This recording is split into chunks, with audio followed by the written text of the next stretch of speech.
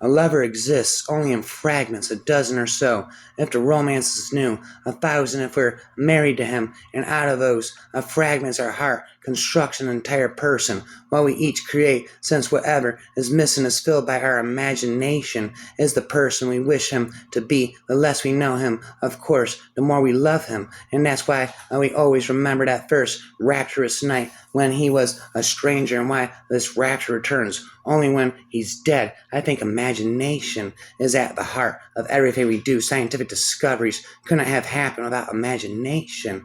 Art, music, and literature couldn't exist without imagination. And so anything that strengthens imagination, and reading certainly does that, can help us for the rest of our lives. I remember I used to have to believe in Holy Woolly, a play with fairies when I was a child, when what heaven can be more real than to retain the spirit world of childhood, tempered and balanced by knowledge and common sense, when scorching passion only leaves ashes of unfulfilled dreams. Hope may entice the sprinkling magic of our imagination into livening up footlights on a new stage of life. Taken for a ride, Joey was lying by the stream one afternoon after a hard day. He had been in trouble at school because he had left his homework at home. He had done the work, but his teacher didn't believe him that he had completed it. Joey was still a bit upset with his teacher. Suddenly, he heard a very soft voice say, "Hello." Joey sat up and looked around, but he couldn't see anyone,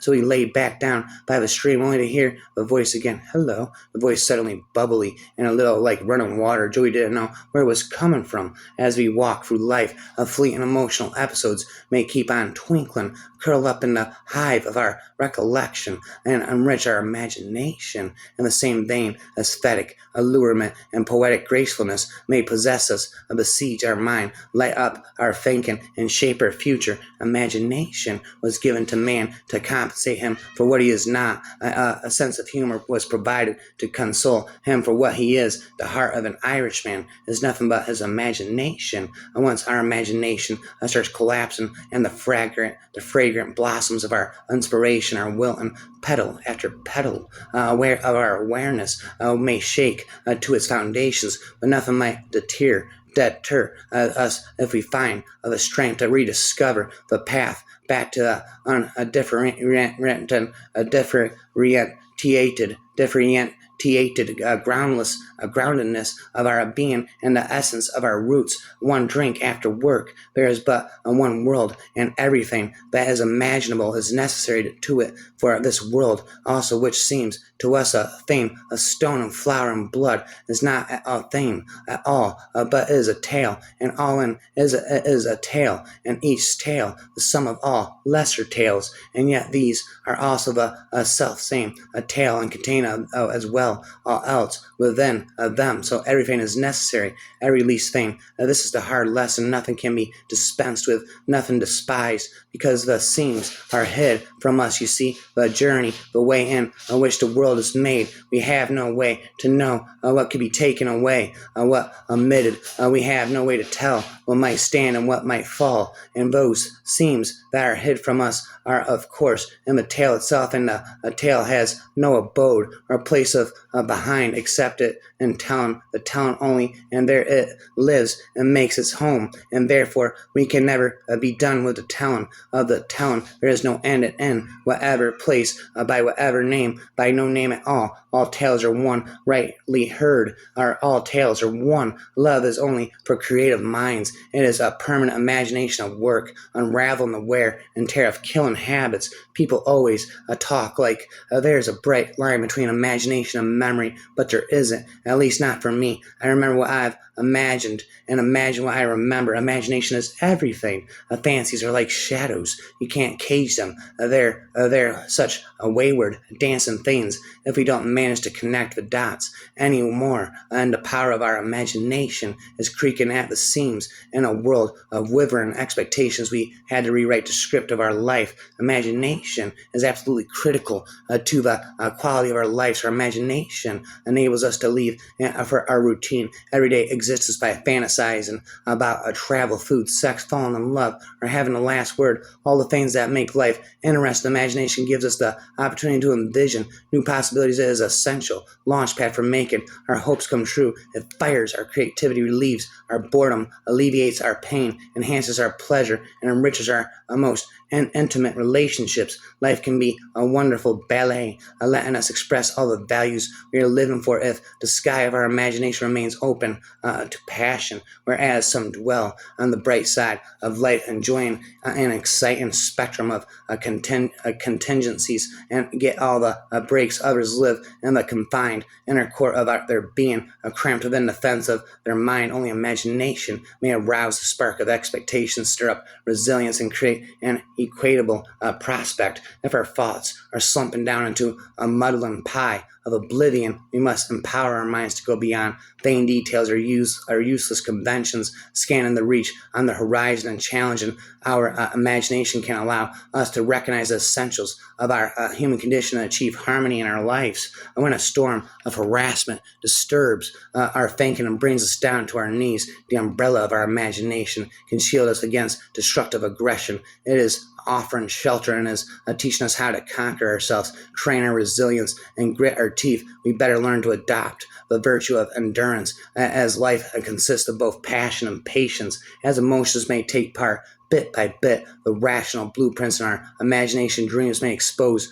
what is veiled in the safe haven of our thoughts, and disclose elements which bring to light some baffling qualities that we might never have presumed only a silence remained. Everything is in the mind, and the power of our will constructs our future. Let us therefore honor our brain power and stimulate our imagination's vibrancy to create the ideal, a rhythm and perfect quality of our life's pulsations. That when attention turns into indifference or love fades away into a gray zone of discomfort, only imagination can bring us back to the limelight of life. Is that all there is? The many unsuspected little things on our road can strike us in their innocence and cure eye blindness and deafness. They may connect us with the people and with ourselves. The sparkle of every single moment can conjure up a promise and expectations and new button of imagination. The grass was greener over there. And when we take the trouble to look at what is unfolding right in front of our eyes, we may recognize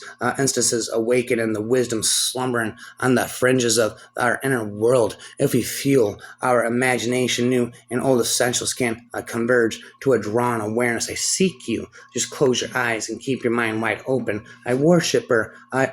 Yosha, worship her. Only she doesn't see it. I know she still thinks I don't love her enough, and she tortures me with her love. The past was nothing in the past. It was only that internal body of hers that tortured me. But now I have taken all her soul into my soul, and through her I have become a man. Will they marry us? If they don't, I will die of jealousy. I imagine something every day. I believe in intuition and inspiration. Imagination is more important than knowledge, for knowledge is limited, whereas imagination embraces the entire world, stimulating progress and giving birth to evolution. It is strictly speaking a real factor in scientific research. When you become the image of your own imagination, it's the most powerful thing you could ever do. Imagination is the highest kite that can fly, but possible slow. A fuse is lit by the imagination. I doubt that the imagination can be suppressed. If you truly eradicated it in a child, he would grow up to be an eggplant. Thoughts are like burning stars, and ideas, they flood, they stretch the universe. Imagination is a gift given us from a God, and each one of us use it differently. So rapid is the flight of dreams upon the wings of imagination. You can con God and get away with it, Granny said, if you do so with charm and wit. If you live your life with imagination and verve, God will play along just to see what outrageously entertaining thing you'll do next. Say next. When we are no longer children, we are already dead. All things are possible until they are proven impossible. When we are no longer children, we are dead. Who misses what they have never ever even imagined? Your brain is wider than the sky. The more I read, the more I felt connected across time to other lives and deeper sympathies. I felt so less isolated, and I wasn't floating on my little raft in the present. There were bridges that led over to solid ground. Yes, the past is another country, but one that can visit, and one there we can bring back the things we need. Literature is a common ground. It is ground not managed wholly by commercial interest, nor can it be strip-minded like popular culture exploit the new thing then move on. There's a lot of talk about the tame world versus the wild world. It is not only a wild nature that we need as human beings, it is the untamed open space of our imaginations. Speaking is where the wild things are, where the wild things are. Never surrender your hopes and dreams to the faithful limitations others have placed on their own lives. The vision of your true destiny does not reside within the blinkered outlook of the naysayers and the doomed prophets. Judge not by their words, but accept advice based on the evidence of actual results. Do not be surprised should you find a complete absence of anything mystical or miraculous in the manifested reality of those who are so eager to advise you. Friends and family who suffered a lack of abundance, joy, love, fulfillment, and prosperity in their own lives really have no busyness imposing their self-limited beliefs on your reality experience. It's hard to safeguard a genuine life, of course, when love tips over from endearing care into a tedium through a laziness of imagination or loss of interest, and the storyline becomes barren and desolate and insipidly dull, turn it into a threadbare act with the same trite modus operandi, the same procedure as every year. James, the things needing to be changed when an incidental color of a random fragrance takes possession of our imagination. We can expect and unexpectedly blossom into a new entity as it gives us wings and enlightens our horizon, just like canary birds that feel stimulated and start stinging as soon as they sense the radiance of the sun through a reflection of the skylight. When misfortune has thrown us a curveball and the tentacles of desperation are freezing our mind, foreshadowing a hustle bustle of confusion, we must inflame the power of our imagination. Let us take a walk in the path of groundbreaking change, take daring initiatives and create a scheme of inventive intentions, gradually paving the way to a new setting, assessing each stage thoughtfully. Let us not can and store preconceived ideas in our minds. A freewheeling imagination can only function or reach its real height if it is liberated from a canon old thinking and adopt and imposed packaged mental trips. Let the panther of our imagination not be encaged by the mechanics of despotic thinking, short-circuiting our hunches, and blocking our intuition into a new life. And whenever the mind of man can conceive and believe it can achieve, the whole terrible fight occurred in the area of imagination that is the precise location of our battlefield. It is there that we experience our victories and defeats. Every good speaker I know needs to go into some steep, quiet place to do work that is fully imagined. And what the internet brings is a lot of vulgar data is the the antithesis of the imagination, and leaves nothing to the imagination. There are so many people, it is easy to forget how full the world is of people, full of burst, and each of them imaginable and consistently misimagined. Yes, and imagine a world where there were no hypothetical situations. Living too much in one's head can be dangerous. Living too much in one's head can be dangerous. Oh no, spitting this. The interior of our skulls contains portal to infinity. The imagination is precious. Don't lose it. Don't lose the child in you. Just because it's imaginary doesn't mean it isn't real. Am I crazy? She asked. I feel like I am sometimes. Maybe, he said, rubbing her forehead. But don't worry about it. You need to be a little bit crazy. Crazy at the price you pay for having an imagination. It's your superpower.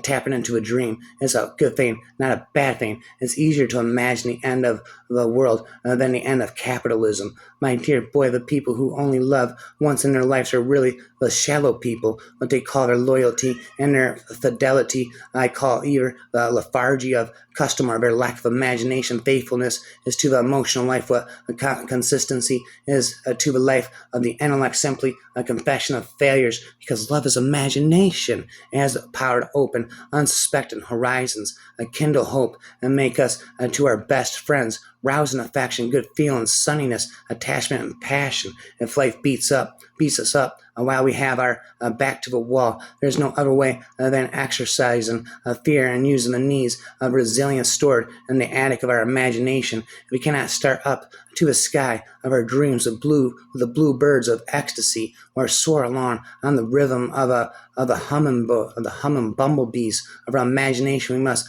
dare to think and apprehend what is hindering us, trying to capture the wonders of the moment. Let us thrust aside all the questions with a single answer, since the startness of our imagination can earmark a bountiful logbook to conjure up a widening array of groovy and relevant replies to impending insidious questions. Finally, Faint had lost her weightness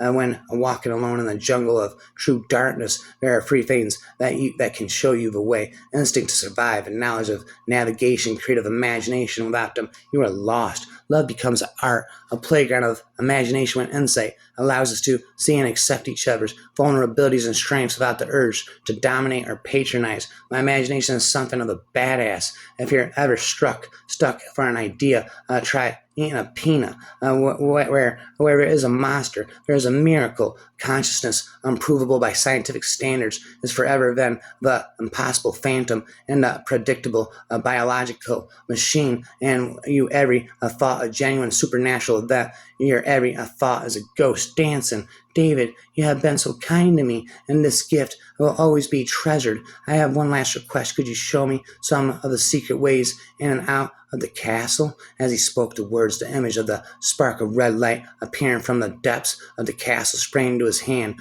Together, went with the whispered words, I am here.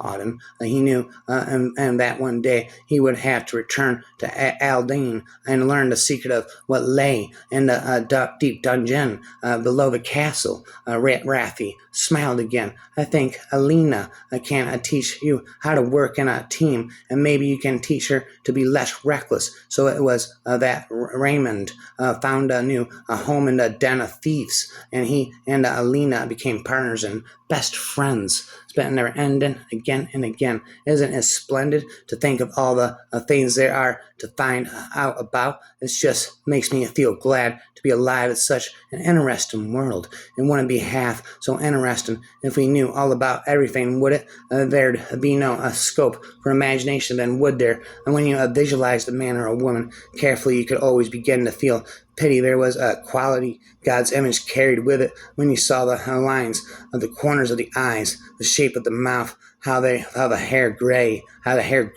And if it was impossible to hate was just a failure of imagination. If we expect to identify ourselves in a second other, but don't recognize ourselves and our choice living, can turn into bitterness because the wheel of time has set another compass. When we understand that the chosen one is merely a fabrication of our imagination, the ivory tower of our expectations patiently crumbles down only by revisiting and resetting our emotional construction. Do we ingrain its substance and viability? And my imagination persisted in sticking horrors into the dark. So I struck my imagination into the dark instead and let it look out at me. When I was small, I never wanted to step in puddles, not because of any fear of drowned worms or wet stockings. I was by a large grubby child with a blissful disregard for filth of any kind. It was because I couldn't bring myself to believe that the perfect smooth expanse was no more than a film of water over solid earth.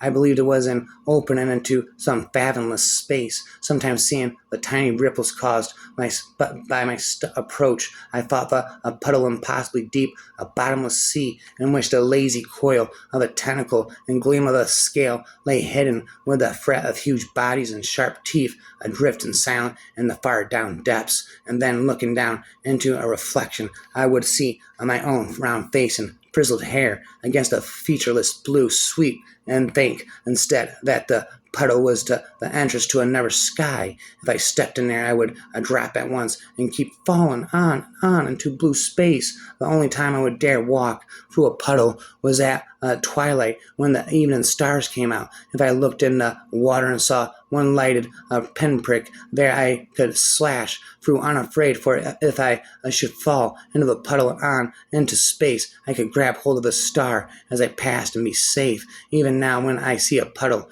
in my path, my mind half halts, though my feet do not, and then hurries on with only the echo of the voe left behind. What if this time you fall? Alas, everything that men say to one another is alike. The ideas they exchange are almost always the same in their conversation, but inside all those isolated machines, what hidden recesses, what secret compartments is an entire world that each one carries with him, an unknown world that is born and dies in silence. What solitudes all these human bodies are, the possibilities for endless battles will be fought, wonders revealed, many journeys, many lands, many joys, many sorrows, but stories all. But if it is, I admit, a mere imagination, but how often is imagination the mother of truth? Paul's last grain of hope fallen into the ground below him. I believe in the goodness of imagination. All human accomplishment has this same origin identically. Imagination is a force of nature. It is this not enough to make a person full of ecstasy? Imagination. It converts to actual, it sustains, it alters, it redeems. The only reality we can ever truly know is that of our perceptions of our own consciousness, while the consciousness and thus our entire reality is made of nothing but signs and symbols, nothing but language. Even God requires language before conceiving the universe. See Genesis, in the beginning was the Word. People made the imaginary real of all. Real all the time, taking the music they heard in their head and recording it, seeing a house in their imagination and building it. A fantasy was always only a reality waiting to be switched on. He sought an adventure but didn't find one. He was inexperienced, and besides, he didn't have too much imagination. What if I told thou that I come from the future, a future beyond thy imagination, where the colonies rebel against the British and gain their independence, where slavery be outlawed, where immigrants stream into the land and manufacture a refrigerator, managed by the millions, spent a trillion, a zillion, a billion. Every great advance in science has issued from a new audacity of imagination. She was always daydreaming. She never wanted to live in the real world. She always seemed to be separated from other children her age. We couldn't understand her or her imagination. She was always thinking outside of the box, breaking rules and only following what her heart told her was right. I was very frustrated by fear of imagination. I don't think that's healthy. There are people who think that things that happen in fiction do not really happen. These people are wrong. A skill without imagination is craftsmanship and gives us many useful objects such as wicker work, picnic baskets.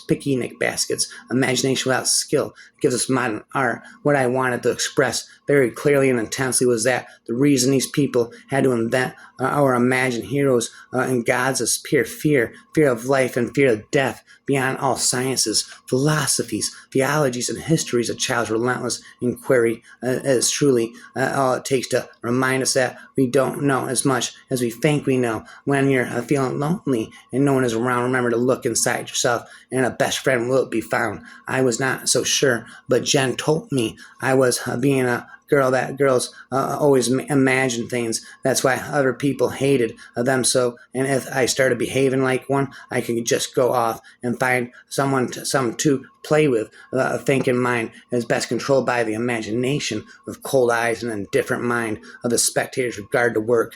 Connoisseurs admire the skill as the one admires a tightrope walker, enjoy the quality of painting as one enjoys a pastry, but hungry souls go hungry away. The vulgar herd stroll through the rooms and pronounce the pictures nice or splendid. Those who could speak have said nothing. Those who could hear have heard nothing. At first I protested and rebelled against poetry. I was about to deny any poetic words. I was doing violence to my illusions with analysts, science, and learning Henry's language, entering Henry's world I wanted to destroy by violence and animalism, by my tenuous fantasies and illusions and my hypersensitivity, a kind of suicide. The ignominy awakened me. Then June came and answered the cravings of my imagination and saved me, or perhaps she killed me, for now I am started on a course of madness. She imagined all the mothers of the unnamed children, imagined the ad cut from the paper, a mother writing her child's name at the bottom of the list to add their child to the names of those who would return home, those beautiful children who would never be forgotten, as if their child's name needed to be on a list to be remembered, to have then disappeared. Some minds corrode and grow inactive under the loss of personal liberty. Others grow morbid and irritable, but it is the nature of the poet to become tender and imaginative. In the loneliness of confinement, he banquets upon the honey of his own thoughts, and like a captive bird, pours forth his soul in melody. That damned Herker, he had the neck to suggest to me today that he could find a buyer for our plant if he was made a partner. I hope he told him what to do with that suggestion. Stick it up his ass. I told him. I did. I told him. I wasn't selling, but if he wanted to buy a share, he could talk to my legal advisor, Marcus Strand, in his chair, and wiped his hands across his face. And he told me that I had 48 hours to reconsider my answer, or shipping might prove very difficult, and that there would be some queries initiated made over my use of a dome now owned by Cal Bank. Ramming, wait, goes the day. The Christian is the one whose imagination should fly beyond the stars. The Christian is the one whose imagination should fly beyond the stars. As cities grow and technology takes over, the world belief and imagination fade away, and so do we. The most wonderful and the strongest things in the world, are just the things which no one can see. Anything seems possible at night when the rest of the world has gone asleep. It is wonderful what tricks or dreams plays us, and how conveniently we imagine. We can imagine a human being always acts and feels and performs in accordance with what he imagines to be true about himself and his environment. For imagination sets the gold picture, which our automatic mechanism works on. We act or fail to act, not because of will, as is so commonly believed, but because of imagination. But instead of what our imagination makes us suppose, in which we worthless try to discover, life gives us something that we could hardly imagine. Actual life of chaos, the Billy the apple, chaos. But there was something terribly logical in the imagination. It was the imagination that set remorse to dog the feet of sin. It was the imagination that made each crime bear its misshapen shapen brood. In the common world of fact, the wicked were not punished, nor the good rewarded. Success was given to a strong, failure thrust upon the weak. That was all. And infinity is a far. Infinity times infinity beyond infinity is as far as your imagination stretches, and then some. Master Necatus spit in a feather. Rapitus, but thought is the greatest of pleasures. Pleasure itself is only imagination. Have you ever enjoyed anything more than your dreams? We believe in an aristocracy, not an aristocracy of power based on rank or wealth, but an aristocracy of the sensitive, the considerate, and the plucky. Our members are found in all nations and classes and all through the ages, and there is a secret understanding between us. When we meet, we represent the true human condition, but one permanent victory over cruelty and chaos.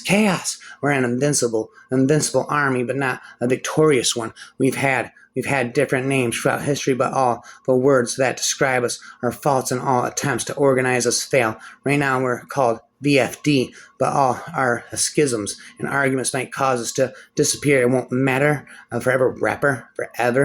People like us always slip through the net. Our true home is the imagination, and our kingdom is the wide open world. As it spins and swirls and it whirls and it twirls, there was a little girl that had a little curl right in the middle of her forehead, spit and rapping again. Every expression, every impression ever made on a person from a newborn babyhood onwards will contribute to the shape and texture of the imagination. I have no idea why I speak. The old standards are, I like to express my feelings, stretch my imaginations, and earn money. Writing is a combination of intangible creative fantasy and appallingly hard work. I was flipping through channels watching this a cheerleading program on MTV. They took a field hockey girl and transformed her into a cheerleader by the end of the show. I was just wondering, what if she liked field hockey better? Forever rapper, I'm imaginary forever. May your day be filled with joy, with a sprinkling of possibility, of positivity on top. I was very much provoked. Of course, I knew there are no fairies, but there need to prevent my thinking there was an exceedingly confident student would, in theory, make a terrible student. Why would he take school seriously when he feels that he can outwit the teachers? The forever rapper, stuff rapping, never lives happily ever after. Every production of an artist should be the expression of an adventure of his soul. I was not really Saturday. It was not really Saturday night. At least it may have been, for they had long lost count of the days. But always if they wanted to do anything special, they said this was Saturday night, and then they did it, spit it, rap it forever. Truly, there is magic in fairy tales, for it takes but simply uttered once upon a time to allure and spellbind an audience, span reliance. A sophisticated vocabulary, Hispanic, undocumented, education, psychological comments, best validate, and that elaborate when it's saying complete, adamant, random, consciously accurate, and coherent. I mean, new show, subject, antithesis, subject, terrorism, free to be imagination, hypnotism, syllabalism, imagination, Dr. Seussianism.